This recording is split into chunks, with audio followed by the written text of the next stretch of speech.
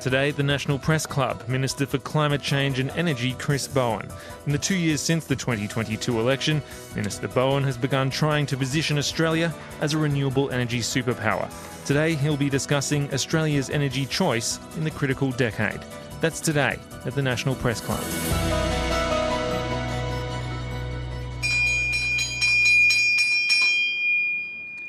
Good afternoon, ladies and gentlemen, and welcome to the National Press Club and the Westpac Address, where we are meeting on Ngunnawal and Ngambri country, Canberra.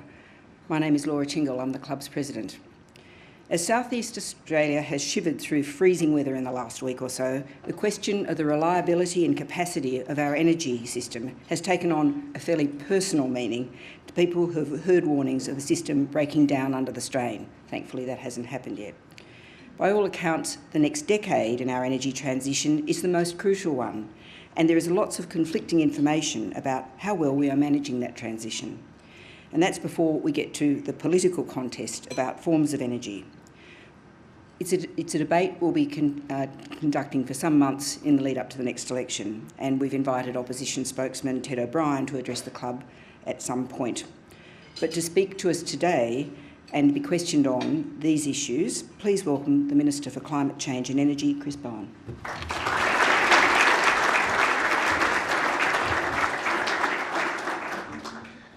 As we acknowledge the Ngunnawal and Ngambri people, let's also acknowledge that the energy transition underway in our country can and will play a role in eradicating the gap of Indigenous disadvantage. First Nations people have had very little equity in traditional energy generation. And so far, only about 1% of renewable energy projects in Australia have First Nations equity in them. This compares to around 20% in Canada. So it doesn't have to be this way in Australia. Let me give you an example. The East Kimberley Clean Energy Project will see the construction of a 900 megawatt solar farm, the largest in Australia, and a 50,000-tonne hydrogen facility near Kununurra. This project is an entirely new way of ensuring First Nations involvement in large infrastructure projects, with the traditional owners of the land, the MG Corporation and the Balangara Aboriginal Corporation, joining, with the Kimberley Land Council and climate change investment firms as equal shareholders. But Indigenous participation should be the norm, not the exception. It should be standard operating procedure, not to be singled out at the National Press Club. So that's why we've made First Nations engagement one of the key merit criteria under our capacity investment scheme. And it's why our forthcoming First Nations Clean Energy Strategy will be a focus of the Energy and Climate Change Ministers' Council meeting this Friday, because the only way we will get it working is with our colleagues across the states and territories.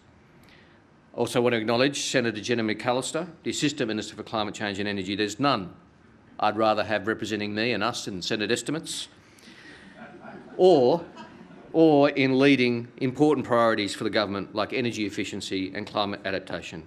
Thank you for your work and thank you for your friendship. The title of my speech today is Australia's Energy Choice in the Critical Decade. It's a very deliberate title because this decade will be critical for our energy grid and for our economy and critical for the climate. In many ways, the course of this decade will be shaped by the choice the Australian people make in the next 12 months. Australians will have a choice between paying for Peter Dutton's uncosted, unexplained and undeliverable nuclear reactors, or continuing with the Albanese government's and the experts' plan to get on with the job of delivering more reliable, cheap renewables, bringing down emissions at the same time. That's why I want to talk about the importance of our reliable renewables journey, a reminder on the why, as well as an update on the how. I'll give you an honest assessment of the opportunities and challenges in this journey. And finally, I want to underline some of the fatal flaws and gaping missing pieces in the alternative that's being offered to the Australian people. And to pose some questions that our opponents really need to be answering urgently if they're to be taken seriously as an alternative in the upcoming election. Responsible energy policy matters, not just for our future, but for the reality today. Every home and business needs reliable, affordable power. But a decade of energy policy chaos means we are now paying the price for that inaction. It costs Australians because we have an energy sector that's vulnerable to international price spikes and ageing coal plants. We could have been generating the cheapest power available had there been deliberate, considered policy over the last decade. Instead, there were 22 different policies and none of them stuck. And we know that Australians are paying more as a result. The government has responded in the immediate with 2 rounds of energy bill relief, and we're working towards greater consumer protections with the states and territories as well. But ultimately, cheaper energy bills for homes and businesses rely on the delivery of reliable renewables, firmed by gas, storage and pumped hydro. Let's be clear, 2050 isn't the start date for action, it's the deadline for delivery. Some people say they're committed to net zero by 2050 as if saying it is enough.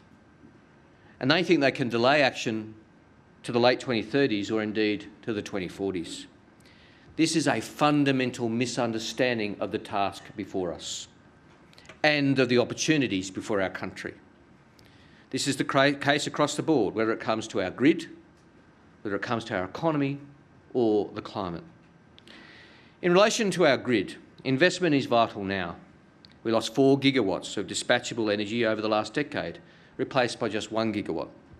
That means we don't have the luxury of delaying investment in new generation for another 15 or 20 years, while we wait for a new form of energy generation that Australia has never had.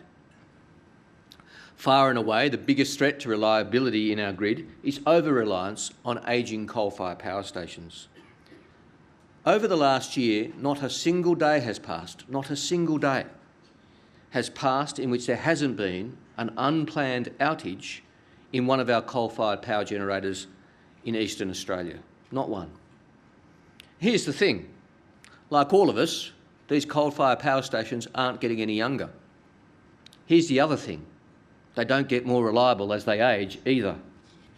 So when David Littleproud says we need to, and I quote, sweat the coal assets for longer, he's describing a recipe for reliability ruin. And meeting our future energy needs is not as simple as switching from one form of energy to another. As other sectors electrify, as they need to, we need not only to replace coal, but to generate much more power to meet demand across the economy into the future. Now, Australia is unique in our abundance of reliable renewable resources. Of course, every country has renewables, but we have the best. Our sun and our wind are there for us to harness and power our homes, industry and communities. But there remains an urgent need to modernise our energy system to ensure that the power is getting to where it's needed. Last month, the Australian Energy Market Operator released the Integrated System Plan. It showed we need $122 billion of investment in utility-scale generation, storage and firming and transmission to keep the lights on and businesses going. It's critical we keep this pipeline of investment flowing. When it comes to our economy, managing the biggest change since the Industrial Revolution is the key to prosperity. Report after report, analysis after analysis shows us that delayed climate action is much more expensive. Delay is expense.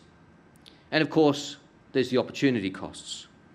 Missing the opportunity to seize our future as a renewable energy superpower. Missing the opportunity for a future made in Australia. Missing the opportunity to make our economy more complex, add more value to our critical minerals and rare earths. Over the last 2 decades, Australia has slipped 22 places in the Harvard Economic Complexity Index.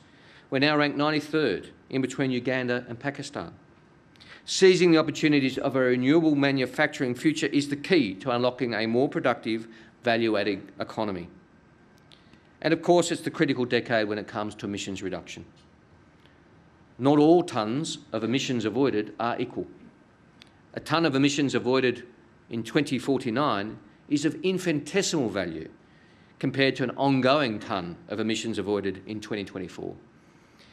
The emissions reductions from closing an average coal-fired power plant in 2025 rather than 2049 is the annual emissions of over 50 million cars, or 2/3 of the annual emissions of the United Kingdom. just from one power plant. So we need to act now.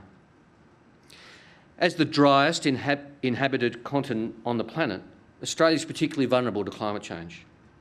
Many of us are already living through this reality. Our black summer bushfires shocked the world. Every year, more of us are sweltering through increasingly deadly heat waves. And some of us are too regularly watching the floodwaters creep higher, as others wait for the rains in more frequent, enduring droughts. Temperature records, whether they be monthly or annual, are tumbling with unnerving regularity. Delay is not an option. Because this is the critical decade, it also needs to be the decisive decade. It's not the time for a return to that policy uncertainty, for new, untested and untravelled policy paths. It's time to stay the course and finish the job. After 9 years of delay, denial and dysfunction, we have to work harder and faster. Not out of some ideological impulse, but because of the reality of our energy system, our economy and our climate.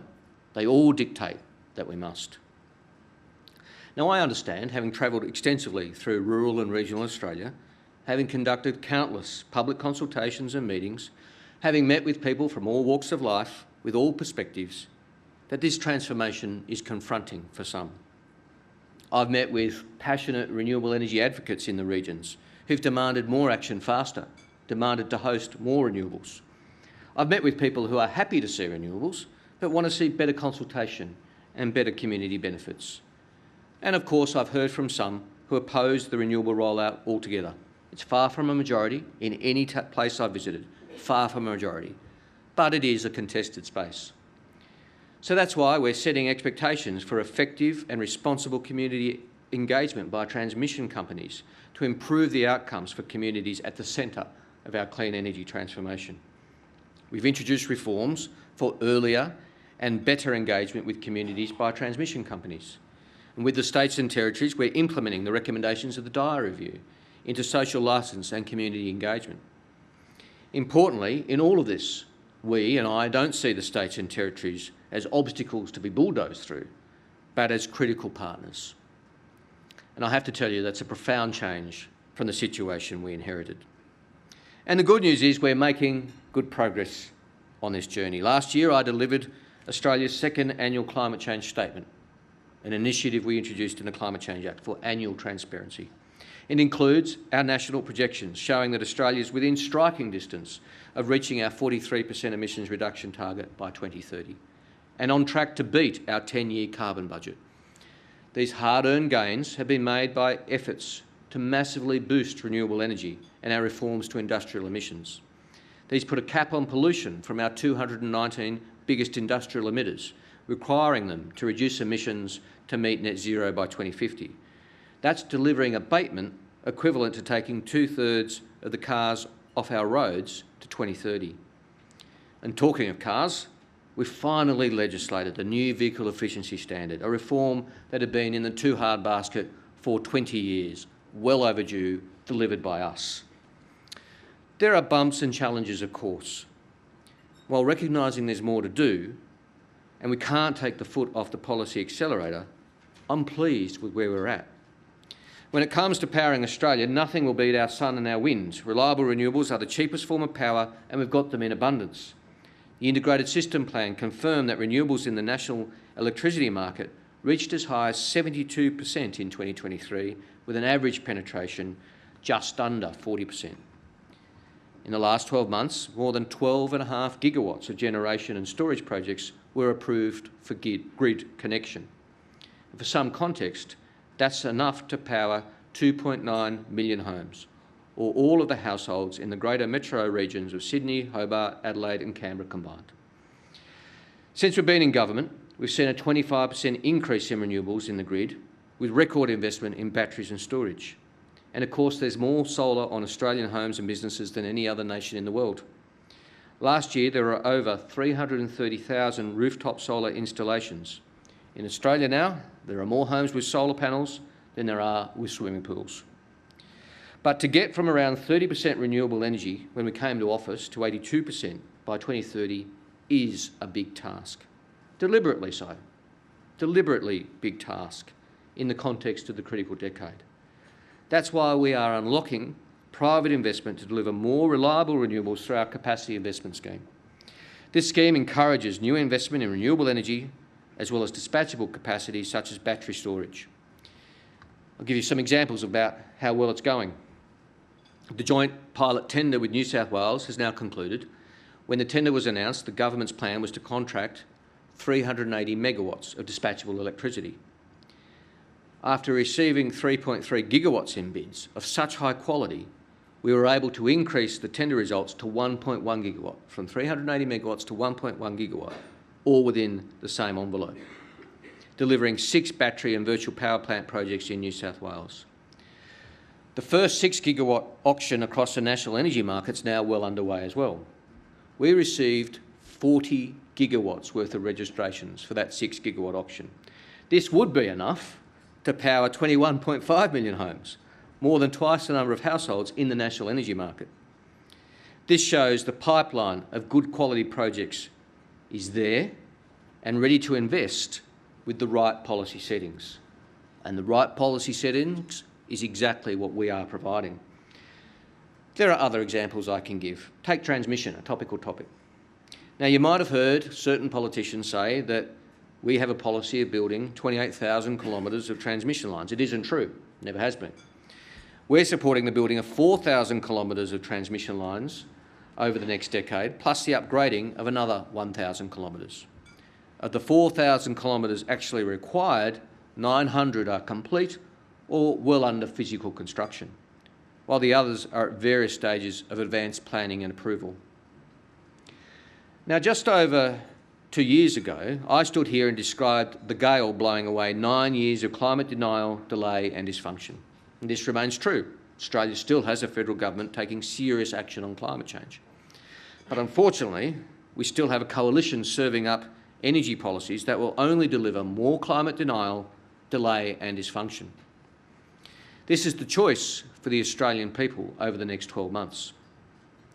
Our plans, based on the expert work of the CSIRO through GenCost and AEMO's integrated system plan, or the alternative of an uncosted, unexplained and undeliverable nuclear plan for Australia. The opposition blithely, and I must say arrogantly, ignores the data and facts from experts about the time and cost to build a nuclear industry for Australia and presents, therefore, a false future. The party that once prided itself on economic rationality shrugs its shoulders in the face of economic analysis, arrogantly saying it knows better than the experts. The opposition's nuclear policy is a triumph of dogma over data. It's a front in the post-war culture war, in the post-truth populist culture war, not a serious plan for Australia. A plan which is less about the future jobs for Australians and more about keeping Peter Dutton in his job. The coalition dress up their ideological anti-renewables obsession as a pro-nuclear position. But fundamentally, it all comes down to a desire to do absolutely nothing. To do nothing because, in fact, they don't think there's a need to act. If Peter Dutton believed this was the critical decade, he wouldn't serve up policies which only guarantee inaction. It's obvious this isn't a serious plan by the way they're going about it. All the opposition has actually released so far is 7 locations. That's it. The great fanfare, but their announcement raised more questions than it answered. Perhaps deliberately so, because the opposition knows the answers aren't very good. The 7 locations even fail the test, even before we get to more details. 5 of them are in states with nuclear prohibition, and 6 are on sites where the owners have said they don't want anything to do with nuclear power. And they just arrogantly say they'll force it through anyway. What a triumph for the Free Enterprise Party of states' rights. Mr Dutton hasn't been anywhere near the communities that he's decided will host nuclear facilities, and Mr O'Brien barely has. Last week, I spent time in Port Augusta, in Lithgow and Central Queensland, 3 of the 7 regions chosen for nuclear power by the opposition. And they are also, of course, central to our renewable future. In each place, I met with interested locals. Of course, there were different issues raised in each location, but there were also common themes and common issues at stake. These regions are getting on with it because the reality is they know that waiting until closer to 2050 is in no one's best interest. All these communities are part of what is a remarkable energy transition and are already seeing results. In Port Augusta, I toured the site of a new green cement facility and a proposed critical minerals processing facility on the site of the old coal-fired power station where Mr Dutton wants to build a nuclear plant. These developments will employ more people than used to be employed in the power station. With the South Australian Minister for Energy and Mining, Tom Koutsantonis, we signed the first Renewable Energy Transformation Agreement, lowering the remaining obstacles to the delivery of energy infrastructure and ensuring that we're working seamlessly across governments. Now, South Australia is the first state to sign, but other agreements are currently being finalised with all the other states and territories, except for Queensland. In Lithgow, I saw the Mount Piper coal-fired power station, one of our youngest, where they are also investing to make the power station as flexible as they can to support the renewable transition and planning on a big battery on the side of the coal mine as well. And in Gladstone and Rockhampton, which of course I visit regularly because they're so central to our transition, I visited one of the country's biggest energy users, the Boyne Island smelter, which I've been to many times. There, we're co-investing to ensure the smelter has a prosperous future in a decarbonising world. Now, all these investments and more like them are at risk because of the policy uncertainty caused by an ill-informed nuclear frolic. And the key message from these communities is one I hear often, and it was a common one. They need jobs and investment now. Not in 2035, not in 2037, now. Now, these communities had other very legitimate questions, like how much water will be used in these nuclear plants, and where will the water come from, and will it be at the expense of farmers? All fair questions, well asked. Of course, it's Mr O'Brien's place to answer those questions, not mine. But nuclear energy is a thirsty form of power. It requires significant amounts of water to cool its radioactive cores to avoid disaster. Many of Peter Dutton's proposed reactors are near prime agricultural land, places where water is already in high demand for farming. Given our dry continent, you'd like to think the National Party at least would have an answer for where the water is coming from and give assurances that it won't be taken from farmers. Now, of course, they haven't released the cost of their plan, nor the number of gigawatts they think will be generated. So the experts have made some estimates. The Smart Energy Council, drawing on recent experience in the United Kingdom and other analysis, has estimated that the cost of the opposition's nuclear plan could run to around $600 billion. That's not private investment. That's money from the Australian taxpayer, from all of us. They haven't announced how many reactors will be at each site, and they won't before the election. The capacity of the existing and retired coal plants at these 7 sites, however, suggests that nuclear power stations could generate perhaps 11 gigawatts of power. Now, 11 gigawatts is 4% of the capacity of our national energy grid will need by 2050, when all these plants are meant to be up and running. That's a lot of dollars for not many gigawatts. And Australians will pay those billions twice, once in their taxes and again in their bills. Some experts say bills will rise by $200 a year, others say it's more like $1,000. Again, only Mr Dutton knows for sure how much bills will rise, but he's refusing to tell us. And from the perspective of the energy system, the biggest problem of all is that in Australia, nuclear and renewables simply aren't compatible with each other. While the opposition purports to support an all-of-the-above energy mix, their ideological pursuit of nuclear reactors in 2 decades' time would wreck the renewables rollout today. We know that's the case for 3 reasons. First, some senior members of the coalition admit it. No less than the leader of the National Party has called for a pause on renewables and called for a cap on large-scale renewables. Second, even if that is not their explicit policy, and they are typically very divided on the question, it's the investment impact of their nuclear plan. Why would domestic or global investors try to compete with unlimited taxpayer subsidies for state-sponsored generation in nuclear? That investment chill wouldn't come when the first reactor was delivered in 2035 or 2037 on a very ambitious timeline, or more likely the 2040s. It would come as soon as the coalition was elected. And so Australia will be trading urgently needed renewable investment for the hope of more costly reactors in 2 decades' time. In the context I've outlined of ageing and unreliable coal-fired power stations, we can only imagine what that would do for affordability and reliability. And third, if nuclear reactors were ever delivered, they are not fit for purpose for our grid. Our grid is almost, as I said, 40% renewable today. Renewable energy is incredibly cheap because its fuel is free, because it's the sunshine and the wind. When the wind is blowing and the sun is shining, we have ample power flowing into the grid at zero marginal cost, which brings down the wholesale cost of power to zero and even delivers negative prices in parts of the day. The IEA recently reported that due to increased renewables, our national electricity market saw zero or negative prices for 19% of the third quarter of 2023. In South Australia, zero or negative prices now occur 25% of the time. A baseload nuclear power plant will need to keep generating even when there are ample renewables, losing money for every watt of energy generated. Baseload nuclear power plants simply don't stack up economically in a grid with very significant renewable penetration. Is the Coalition's policy to curtail the zero-cost renewable energy to make room for expensive energy when renewables drive down the wholesale prices to very low levels? Some Queensland LNP members have said that it is. Or is there a plan to bankroll these baseload plants to bid into the system at prices where they'll bleed money at taxpayer expense? Either one of these is a recipe for Australians to pay more.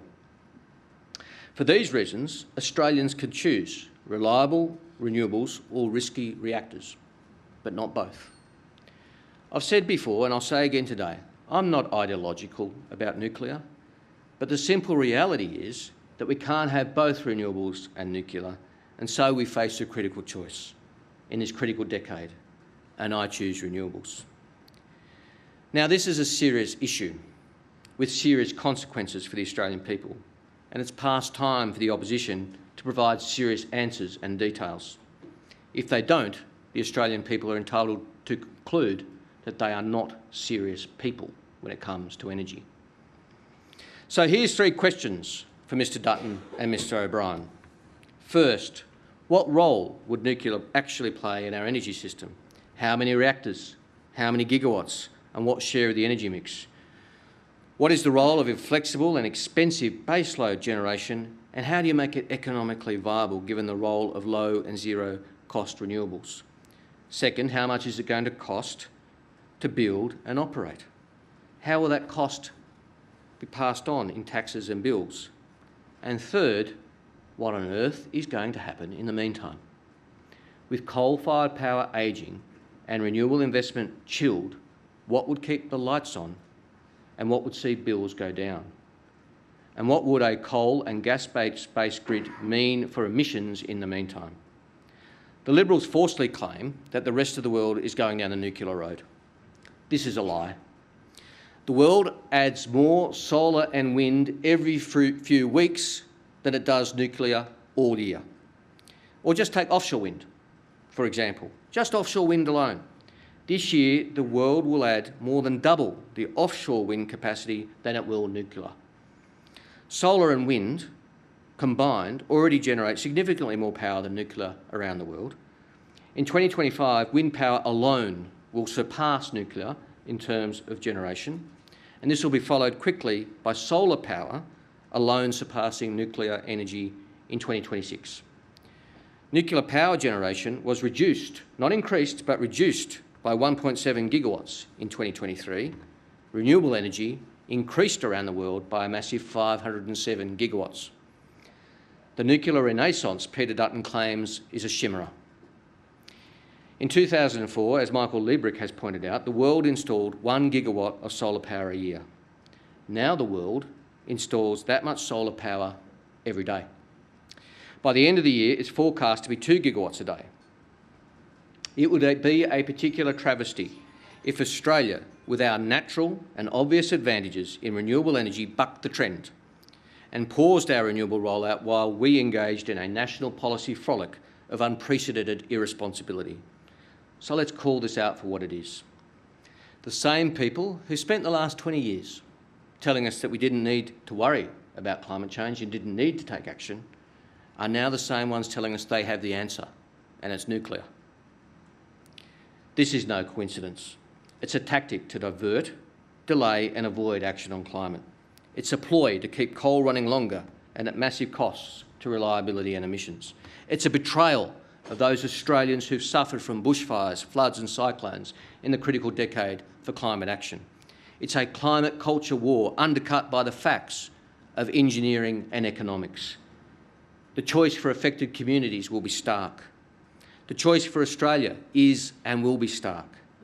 We can have a mature debate on renewable energy and the nuclear alternative by all means, but a mature debate requires facts, and the Liberals and Nationals have provided pitifully few so far. The government will be staying the course and making the case to the Australian people that we should stay the course as well. This will be a choice to be made at the next election. We're here with facts and the arguments. It's time for the alternative government to get serious with the same. The Australian people deserve nothing less. Thank you.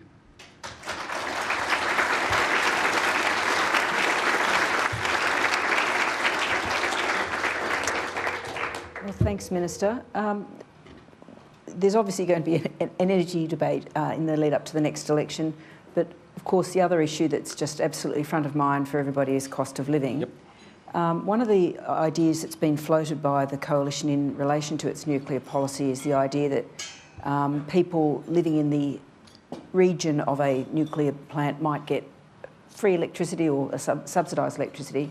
But I was wondering whether another issue that's going to be a matter of contest is the question of providing support for electrification of houses and or for batteries, whether that's the next obvious step, given, as you say, there's a lot of solar panels out there. How do you see that household sector and marrying those two issues together of cost of living and energy working? Certainly, Laura. Yes, in terms of cost of living, absolutely. That has to be the priority. But it's not a priority if you're saying we might give you cheaper power prices in 2040 when a nuclear power plant comes on. That is not a sensible response or reaction. But in relation to today, I'd say a few things. Firstly, the budget before last contained a very significant household support package, $1 billion to the CEFC to help households with low interest loans, support for social housing in partnership with the states because social housing should not miss out on the opportunities, and Victoria's just in the last week or so announced the rollout of their program supported by us, 50-50 funding, and we have agreements with the other states as well to do that. Support for local government, $100 million to support the local government to decarbonise, etc. So that work is rolling out. Of course, there'll be always more to do, but that work is already starting and rolling out and is very important. Also, this Friday, I'll be taking to the state and territory ministers a consumer energy roadmap, which will provide a framework for all of us to work together on that very question. How do we empower households to take control of their resources, whether it be solar and batteries or electric vehicle charging, reverse charging, into the future and over the next few years? That's, I think, the next vital piece of reform to enable households to take control. We've made some progress. States are doing the work. New South Wales has introduced a battery rebate for household batteries. We're focusing on grid-scale batteries and community batteries. But when we came to office, 1 in 60 houses had a battery. Now it's 1 in 40. Long way to go, but progress is being made. Andrew Tillett has a question. Thanks, Laura. Andrew Tillett from the Financial Review and also board member here at the Press Club. Under the Paris Agreement, Australia has to announce its 2035 emissions reduction target by February. The Prime Minister's declined to commit to doing that by that time in the last few weeks when he's been asked about it. Can I just clarify with you, will we announce our 2035 target by February as required? Thank you, Andrew. I don't share your characterisation of what the Prime Minister's done. The Prime Minister has pointed out the alternative government can't even have a 2030 target, let alone 2035 target, so they have serious questions to answer. We'll abide by our Paris commitments, absolutely. Thank you. Rosie Lewis. Mr Bowen, the Albanese government has been accused of giving mixed signals on gas. A couple of examples. It's meant to be a key energy source through to 2050 and beyond, but then it's not encouraged under the proposed green rating system, or it's excluded from the capacity investment scheme. So how important will gas be to a second-term Albanese government? Will you be encouraging public and/or private investment in gas? So, Rosie, again, I don't agree with the premise about mixed signals, but we are the sensible people, pragmatic people when it comes to gas. You've got the Liberals who had a gas-led recovery, which was a bin fire, gas bin fire. You've got the Greens who say gas has no role to play in the system going forward. I disagree with both of those, and the government disagrees with both of those extreme arguments. They're equally unhelpful. Gas will play an important role in our system in three ways. Firstly, gas-fired peaking and firming of renewables, as I mentioned in my speech. And I think the ISP sums it up. They see gas capacity going up to 15 gigawatts by 2050, but total dispatch coming down because we need more support for renewables, but it'll dispatch less and less often as we build the renewables and the storage. And that's the key, because gas is zero emissions when it's not being used, when it's not turned on. And that's why gas-fired power is an important complement to renewables. Unlike coal and unlike nuclear, which are inflexible, gas is a virtue as it's flexible. As we're building the storage, as we're building the system, we're going to need gas in the system for that. It's also going to play a role to continue to heat the 5 million Australian homes that rely on it. And for industry, while we are developing green hydrogen, and we are at pace, it's not here yet, so for cement making, steel making, plastics making, they need gas. So that's the role of gas, I think, a pragmatic approach to gas. In relation to the capacity investment scheme, it's not included. But I say this, even if it was, it wouldn't win. It's included in the LTESA in New South Wales. The LTESA, sorry to nerd out on you for a moment, but the LTESA and the SIS are very similar policy mechanisms. The LTESA is New South Wales, SIS is the Commonwealth. Gas is allowed in the LTESA and not in the SIS. It doesn't win in the LTESA because it can't compete with renewables, because the economics of gas are very different. Gas is profitable when it's turned on. By definition, when you turn it on, it's very profitable, but it can't compete in terms of cost to build with renewables. Hence, the capacity investment scheme is not the right way to deal with gas. What about encouraging gas? Is there a role for government to encourage investment? Well, it depends what you mean by encouraging. I mean, it's not our role to bankroll it or finance it, but states have, in terms of signing renewable energy transformation agreements with me, we are agreeing that there needs to be a reliability framework under the rollout of renewables. States can develop that reliability framework in a way that suits their needs in particular circumstances, as is quite right, because their needs will be very different. But if you're asking me if we are interested in subsidising gas-fired power, no, it's not the role of the federal government. Mike Foley. Thanks, Minister Bowen, for your address. Of the 9 critical transmission projects that AEMO has identified in its ISP, only one's complete. Delays are running, they say, at an average of around 3 years. Community opposition is one significant factor in that. I'm just wondering, do you think the federal government should and could have a greater role in speeding the rollout of those transmission lines, and can you rule out compulsory acquisition of private property to help facilitate that process? Well, our role is to, thanks Mike, our role is to support the states and the transmission companies in getting the rollout done. And we're doing that through Rewiring the Nation, $20 billion of funds with agreements with now almost every state, and that's underpinning important rollouts. Now, in terms of how the rollouts are going, yes, some, of course, they're infrastructure projects. Infrastructure projects face challenges and delays. But you mentioned property acquisition. Let me give you an update on HumeLink. For example, one of the important ones. It's very important for better connections of New South Wales and Victoria, and it effectively plugs in Snowy 2.0. Transgrid, on the latest figures I've seen, has reached agreement with 74% of the landholders. 74% of the people that we need agreement from to build it. That's not 100, but it's not 0. And it's good progress, and that's growing all the time. So it's really a partnership. I work with all the states and with the companies to get the job done. Decisions about compulsory acquisition are not ones at the federal government level. Inevitably, you try very hard, the companies try very hard to get as much agreement as possible from landholders before that's even contemplated. Are you concerned that your 82% deadline is at risk? Well, I believe we'll meet it. And I've run through some of the progress.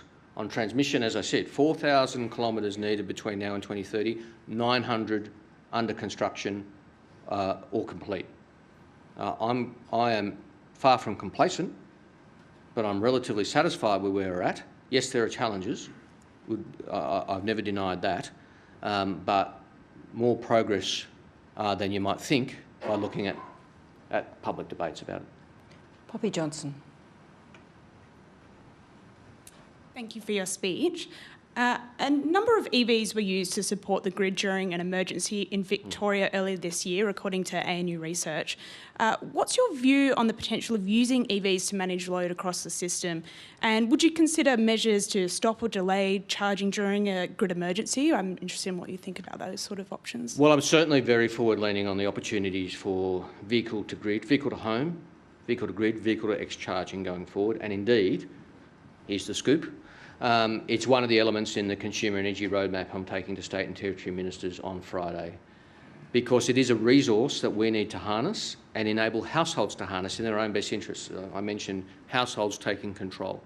If you've got an electric vehicle and you can decide not only when you're going to charge it, but you can decide when you're going to take the power in it to charge your home or charge the grid and get paid for that, that's empowering consumers. Now, there are certain things we need to deal with. Standards Australia needs to come up with appropriate standards. They're working on that. We have some regulatory processes to go through, the states and I. But I am hopeful and confident that states will agree with the Consumer Energy Roadmap and the importance of vehicle to grid charging and vehicle to home charging, because cars are batteries on wheels. In most cases, the capacity in your car will be greater than the battery in your home. It's just a more powerful battery to get you around. So we've got to try and harness that for the benefit of individuals and the benefit of the grid. If, theoretically, just go with me, if every car in Australia was electric, and we're a long way from that, but for the sake of the argument, that would be the equivalent in storage of 5 Snowy 2.0s. That's a lot of storage, which again we want to harness. So yes, I'm very forward-leaning on the opportunities for vehicle to grid charging. It's going to take us a little while to work it through. I'm not forward-leaning on restricting people from charging at times of their choosing. I would not be supportive of that. Anthony Galloway. Anthony Galloway from Capital Brief. Thanks for your speech. Just to go back to Rosie's question, can you kind of confirm how long into the future the government projects gas to be a critical form of power generation? And for example, is it 2050? Is it beyond 2050? And is there a risk that if those projections are off and you do need gas as that firming capacity basically in perpetuity, that it's not a debate about nuclear versus renewables, it's a debate about nuclear versus gas? Well, I don't agree with the last point, because gas will play a role under our system, as I've said, outlined the role I see it playing.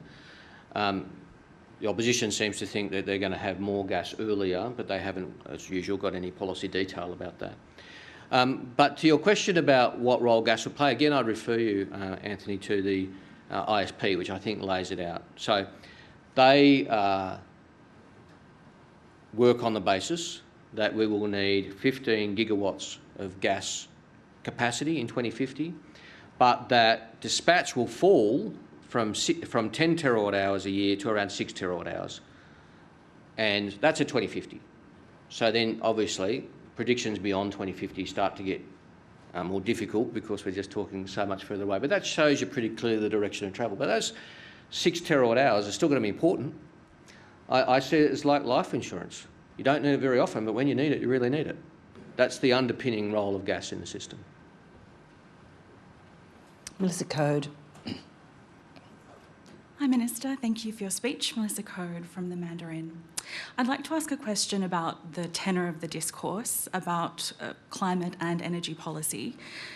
You mentioned polarisation in your speech, and this week Home Affairs released a Strengthening Democracy Task Force report which highlighted what threat to democracy polarisation in particular caused. As a topic that seems to garner a lot of very heated views, I'd like to ask what you think politicians, elected representatives such as yourself, but also public servants as the experts informing the stewardship of this policy, can do to shepherd a more constructive conversation. I think many everyday Australians might listen to this debate and feel defeated or cynical about the tone it takes on. It's a fair question, thank you. Firstly, the role of the department and the bureaucracy is obviously to advise the government on the day, which they do exceptionally well under the leadership of Secretary Fredericks, a first-class Department of State. I don't think it's the role of the bureaucracy or the department to, as a matter of course, participate in the public debate. There'll be the odd exception where something is appropriate for them to say, but by and large that is not their role. Different for people like the Chair of the Climate Change Authority or the Chief Executive of AEMO, for example, to talk about the facts. I think that's where I more see that focus. But on polarisation, I think it's a symptom of a broader problem. Climate change is the pointy end of that problem, but it's a symptom. It's not just about climate change. So the same about health policy and vaccination, for example. Increasingly, people's motives are being questioned. We can have a robust debate about the best policy response. I don't mind that. I can do it as with as much enthusiasm as the next guy. But increasingly in social media in particular, you see people's motives being undermined or impugned. And I think that's where you get into dangerous polarisation. For example, questioning, it happens all the time on social media, obviously I see it, it's often targeted at me. If you're pro-renewables, you're accused of being a traitor because that's somehow caught up in a conspiracy about China. Or you're accused of participating in the climate hoax, which is somehow a conspiracy by scientists to keep getting funding. I've got to say, that's also perpetrated by some members of Parliament. Senator Rennick's Twitter feed is a cacophony of conspiracy theories and attacks on people's motives, including our intelligence agencies, our health bureaucrats, our climate bureaucrats, the Bureau of Meteorology, and it's not okay. And someone's got to call it out. I'm calling it out. I welcome Mr Dutton calling it out. It's not okay to question the patriotism or the efficacy of our intelligence agencies, saying that COVID was a conspiracy by our intelligence agencies. A serving senator of the alternative government? Really? That's okay? And Mr Dutton does nothing about it. So that sort of polarisation happens in the community, and we can and say do more about that, and we all do, but it's also happening in Parliament House, and that's not okay. Are you concerned that this sense of not pulling in the same direction for being solutions-focused might undermine other policies like, for example, Australia's Southeast Asia Economic Policy to 2040, which references the importance of renewable transitions as one of its pillars? I think it is, as I said, part of a symptom of a broader problem. And yes, it can impact on other things. And that conspiracy theory rabbit hole develops from climate change to anti-vaxxing to foreign affairs quite easily. And as I said, there's too much of it allowed and perpetrated in Parliament House in my very strong view. And having climate denial and anti-vaccine sentiment expressed regularly by a minority, but some Liberal Party serving members of Parliament in 2024 is not, in my view, okay without it being called out. Ellen Ransley. Thank you, Minister. Ellen Ransley from The Nightly. Obviously, clean energy investment is on the rise, but a new report out this week found the Big Four banks had loaned more than $61 billion since the Paris Agreement was signed to fossil fuel projects, $3.6 billion of that in 2023 alone. Do you think that undermines the renewables transition? You said it wasn't the government's role to bankroll or finance gas. Should there be more guardrails in place around private investment? Look, I do think these are going to be matters for boards and chief executives to deal with and be accountable to their shareholders and their customers and explain what they're doing and why they're doing it and implications. We, under the Treasurer's leadership, are increasing the amount of transparency and reporting requirements on all companies, not just banks, but all companies, but including banks. I'm a fundamental believer in capitalism. I'm a believer in the boards being accountable to the shareholders for their actions. And that's the appropriate place for that argument to be had. Nick Stewart.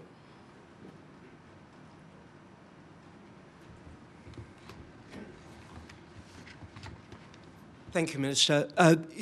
Everyone in South East Australia knows that we're shivering at the moment through a particular period of cold. What fewer people know is that the cold here is being caused by a heat wave over the pole, and that's pushing the cold weather out from Antarctica. Do you feel that there's a greater need for information to be disseminated so that we actually get a better idea of how climate change really is occurring so that people don't try to deny it? Well, I think you make a reasonable point, Nicholas, that you see in, again, too often in political debate, but also in the community, climate change denial expressed as, oh, look how cold it is. Global heating is not actually real. And we all understand that climate change is about much more. Flooding is more common because the oceans are warmer and therefore evaporation is greater and therefore flooding is worse. That is the case, you know, across the board with natural disasters. Bushfires, flooding, cyclones, all made worse. Not volcanoes or earthquakes, but they're the exception to the rule. So I do think it's a constant battle, but I will say that climate change denial is very much a minority view. It's, you know, based on most analysis I read, 9 or 10% of the community. And the science of climate change is now as certain as the science that tobacco causes cancer. And if you're not convinced yet of that, I think I'm going to be unlikely to convince people if they're not convinced with all the evidence.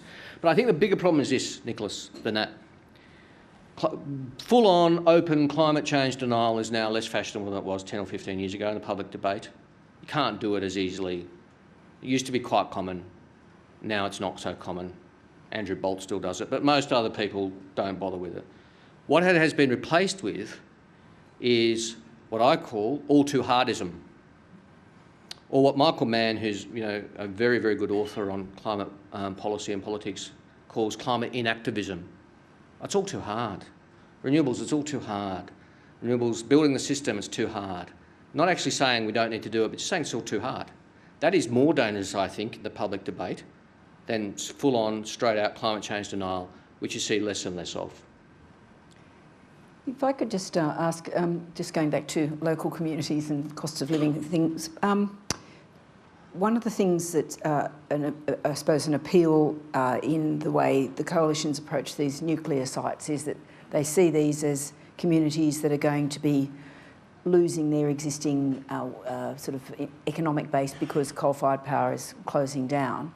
How vulnerable is the government in those locations or those electorates to the argument that there are going to be job losses? I mean, given that your whole speech today is about this next decade, what can you do to sort of persuade voters in those areas that you've got something for them that the other side doesn't? So, Laura, in my experience in coal communities, and I spend a lot of time there, it's a key part of my job, talking to coal-fired power workers, coal miners about the future. They understand better than anyone the world is changing. They understand how the world works, the world economy works and coal markets work. They know that job security won't be there forever. I have never had a coal-fired power station worker argue to me, not once, that that coal-fired power station should be replaced with another one. We should build another coal-fired power station here so that we keep getting jobs. They know that it's not feasible, not realistic, not going to happen, would be irresponsible. They care about the planet as much as the next parent. They want to know there's going to be jobs there for them and their kids, though, and quite right.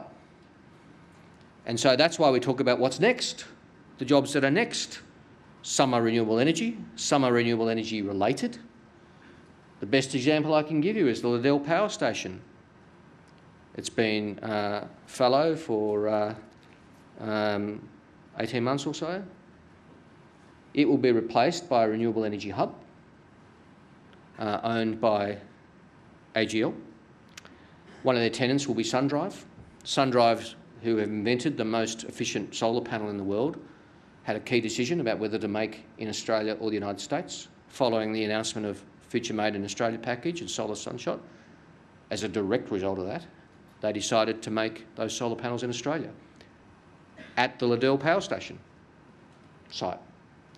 They will employ more people. That one part of the new renewable energy manufacturing hub will employ more people than were ever employed at the Liddell Power Station. More in one place, and there's room for a lot more of that, and AGL's developing other plans. So that's all the result of forward-looking actions by AGL, to their credit, and government policy. And I'm focused on doing that on the other coal-fired power station sites as well. That's why we have the Net Zero Economy Agency, led now by Ian Ross, and that is their sole focus. The sole focus of the NZEA is the future for communities and workers from coal-fired power stations. Lots of people of goodwill, I'll be honest with you, have suggested to me other jobs for the NZEA. Oh, we should get the Net Zero Economy Agency to do this or do that or look at that.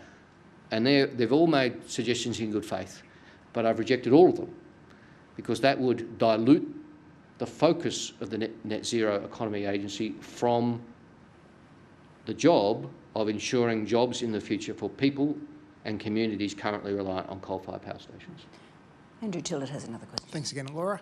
A question more for you as the member for McMahon. We've seen a lot of coverage in the last few weeks about the Muslim community organising politically. Also out in your neck of the woods, Di Lee and one of the local mayors there of organising politically for to campaign at the next federal election as well. Can you give us a sense of how serious you and the Labor Party is taking these sort of threats from, I guess, community independence is what you might call them? And do you think, in particular in relation to the Middle East, is this going to push the government into a position of taking, I guess, a more pro-Palestinian approach? I'll deal with the question on the latter, Andrew. We make our foreign policy choices and decisions based on the evidence and good policy, not on electoral politics. We don't do that. And it sometimes annoys me to see newspaper articles saying, oh, this MP has argued for this and here's the percentage of Muslim voters in their electorate. Like they must by definition have a view about Palestine that's driven by electoral purposes and not for good policy reasons. So no is the answer to this last part of your question. We will continue to make our foreign policy choices like we have, like the vote in the UN, which gave greater rights to Palestine. We'll continue to do that with thorough cabinet processes and a discussion of the policy merits. We won't be making decisions like moving the Israeli embassy in a by-election. That's not our style for political purposes. On Western Sydney, which is where your question is focused, we take nothing for granted, no vote for granted, no seat for granted. All of us work hard in our electorates and deliver. And I think delivery is the key. In my case, in McMahon, I'm proud to have delivered the urgent care clinic for Fairfield. It'll be delivered this year, and the new campus of Western Sydney University in Fairfield, and many, many other things, which you can only really properly deliver in government. So that's the focus. Western Sydney is right to have the view that they've missed out on government resources over the last 10 years from both federal and state Liberal governments, and both levels of government are responding in this rapidly growing area of population growth with appropriate levels of resources, as we should. And we'll continue to do that. In relation to independence, and particularly in my seat, I actually work very closely with Frank Carbone, the Mayor. We work closely on delivering for our area. He's not a member of the Labor Party, he's an independent. We work closely together. I and he both expect that to continue for many years to come. Thank you. Rosie Lewis. Just picking up on the idea of vehicle to grid and vehicle to home, can you explain how it might work in practice, how soon it could be trialled, if it is a trial, in Australia, and how do you ensure Australians that don't have EVs miss out? Do you have to make EVs cheaper, for example? Well, I mean, I find, Rosie, in relation to the second part of the question, there's huge interest in EVs. A lot of people would like their next purchase to be an EV. Many are going through the path of hybrids on the way. Not quite sure about EVs yet in terms of range anxiety as we're building the charging, for reasons I understand. But I expect EV sales to continue to grow strongly because people want to do that. And of course, we have delivered support for EV sales through our electric vehicle tax cut and cutting the tariffs through to EV prices. And that's really driven the take-up of EVs from 2% when we came to office to much closer to 10% now. Long way to go, but not bad for 2 years. And I expect that trend to continue as well. In relation to EV charging, reverse charging, bidirectional charging, of course, as I said, I will be taking that to state and territory ministers on Friday, but I want to see progress on a sensible, practical timeline, which is ambitious. Like this is not a 5-year proposition. This is much closer to something we need to roll out over the next year or so. As I said, I want to be clear, there are some practical challenges we need to overcome, regulatory standards Australia and other things we need to work together on. But I think working together we can make good and real progress. And I want those opportunities to be available to more people. That's why I want more people to have the opportunity to buy an EV. Mike Foley. Minister, you mentioned the risks to investment in renewables should a coalition form government.